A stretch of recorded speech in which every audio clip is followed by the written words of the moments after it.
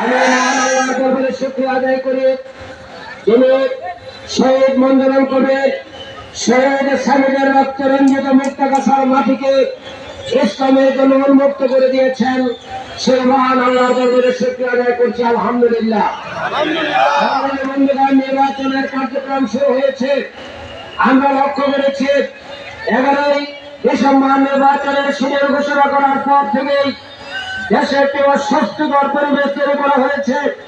12 তারিখে উসমান হাদিকে হত্যা করা হয়েছে। গতকালকে জামাত ইসলামের মিছিলে হামলা করা হয়েছে। লক্ষ্মীপুরে মসজিদে ঢুকে আঘাত করা হয়েছে। দেশের বিভিন্ন জায়গায় ইসলামপন্থীদের উপরে আক্রমণ করে নির্বাচনের পরিবেশ কলুষিত করার চেষ্টা করা হয়েছে। আমরা বলেছি নির্বাচনের পরিবেশ তৈরি করতে হবে এবং নির্বাচনের তৈরি করতে হবে।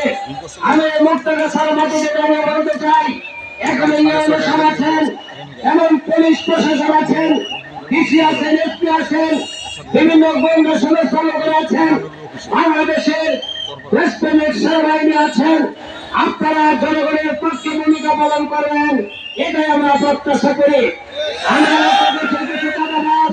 কিছু ধন্যবাদ, কিছু সন্ত্রাসী 5ই আগস্টের পর যারা দেশে নৈরাজ্য সৃষ্টি করেছিল, তারা বিভিন্নভাবে তাদের অনুকূলে পরিবেশ করার জন্য হুমকি ধামকি ভয়ভীতি দেখিয়ে পরিবেশ কলুষিত করার চেষ্টা করে যাচ্ছে।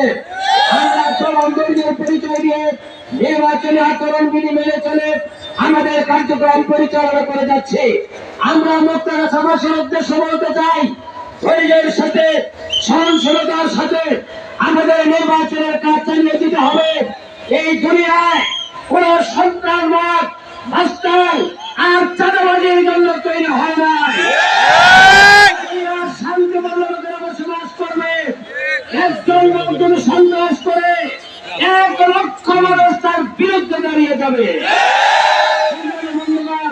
একজন হুমকি দিবে আর একটা হুমকিতে তারা হাজার হাজার মানুষের সমর্থন হারাবে।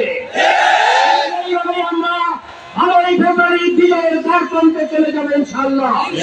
আমি এই প্রতিশ্রুতি দিচ্ছি, মুক্তাগাছা থেকে আমরা দুর্নীতি উৎখাত করবো, চাঁদাবাজ মাস্তানদেরকে উৎখাত করবো। আমরা জুলুম নির্যাতন করে মানুষের ঘরবাড়ির উপরে হামলা করে যে ধর্মীয় কারণে ভিন্ন ধর্মাবলম্বী বন্ধুদের প্রতি, মাদের প্রতি, ভাইদের প্রতি হামলা করে যারা পরিবেশ নষ্ট করেছেন, আমরা সেই পরিবেশ ফিরিয়ে আনবো। মুক্তাগাছার মাটিতে কোন অশান্তি, নৈরাজ্য, সন্ত্রাস, চাঁদাবাজি হতে দেব না ইনশাআল্লাহ। আপনারা ইতিমধ্যে জেনেছেন, এই দেশের তরুণ যুব সমাজ জেগে উঠেছে। 24শে জুলাই 2024 সালে যারা দেশকে স্বৈরাচার মুক্ত করেছে, আলেম সমাজ, উলামায়ে কেরাম ঐক্যবদ্ধ হয়েছেন। আমরা আগামী 12ই ফেব্রুয়ারি বাংলাদেশে কোরআনের পার্লামেন্ট গঠন করবো ইনশাআল্লাহ। আমি সকল ভাই এবং বন্ধুদের প্রতি আহ্বান জানাবো যে কোন ধরনের নৈরাজ্যের সৃষ্টি যদি চেষ্টা করা হয়, প্রশাসনকে বলবো অবশ্যই তার বিরুদ্ধে ব্যবস্থা নিতে হবে। যারা বলেন ভোট কেন্দ্রে রেখে যাইতে দিবেন না, আমরা শুনি, গোয়েন্দারা কি শুনতে পান না? আমরা কমপ্লেন করলাম, আমাদের মিছিলে বাধা দেওয়া হয়েছে, ভিডিও ফুটেজ আছে। আমাদের পুলিশের একজন কর্মকর্তা বলে দিলেন উনি নাকি সত্যটা পান নাই। উনি কি অন্ধ হয়ে গেছেন? এই ধরনের ফালতু কথা বলবেন না। বাধা দেওয়া হবে, প্রমাণ আছে। আর আপনি এই কথা বলে আপনার নিরপেক্ষতা, সত্যটা আপনি হারিয়ে ফেলেছেন। ভবিষ্যতে এই ধরনের মিথ্যা কোন ধরনের বক্তব্য জনগণ গ্রহণ করবে না ইনশাআল্লাহ। প্রিয় বন্ধুগণ, আপনারা কষ্ট করে এই সমাবেশে যুক্ত হয়েছেন, চলাচলে অসুবিধার সৃষ্টি হয়েছে।